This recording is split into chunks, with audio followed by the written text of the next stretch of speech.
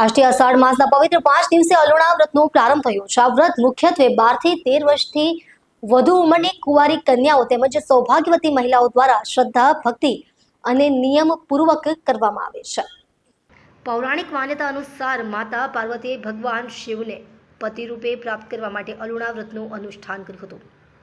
તે પરંપરાને અનુસરી આજે પણ યુવતીઓ અને મહિલાઓ આ વ્રત કરીને ભગવાન શિવની આરાધના કરે છે અને સુખી દાંપત્ય જીવન તેમજ મનગમતા જીવન સાથીની કામના કરે છે। આજે વહેલી સવારથી શહેરના વિવિધ શિવ મંદિરોમાં ભક્તોની અવરજવર જોવા મળી હતી। વ્રતધારી યુવતીઓ અને મહિલાઓએ ભગવાન શિવની વિધિવત પૂજા અર્ચના કરી અલોણા વ્રતનો પ્રારંભ કર્યો હતો। શિવ મંદિરોમાં ભક્તિમય વાતાવરણ વચ્ચે શ્રદ્ધાળુઓએ દર્શન અને પૂજનનો લાભ લીધો હતો। बोलो श्री गंगेश्वर महादेव की जय।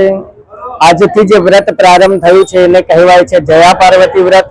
ચાતુર્માસ પ્રારંભ થતા સર્વપ્રથમ આ જ વ્રત આવે છે।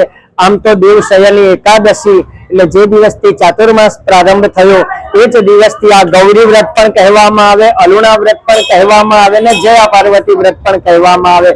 આમ આ વ્રતના દિન છે 7 અષાઢ વદ દ્વિતીયાએ આ વ્રતની પૂર્ણાહુતિ થાય છે। આ વ્રત જો પ્રથમ કર્યું હોય તો માં પાર્વતીજીએ શિવજીને પ્રાપ્ત કરવા માટે કઠિન કષ્ટ ભોગવી, અગાધ કષ્ટ ભોગવી તપ કરીને આ વ્રત કર્યું હતું, જેના સ્વરૂપે એમને શિવજી પ્રાપ્ત થયા।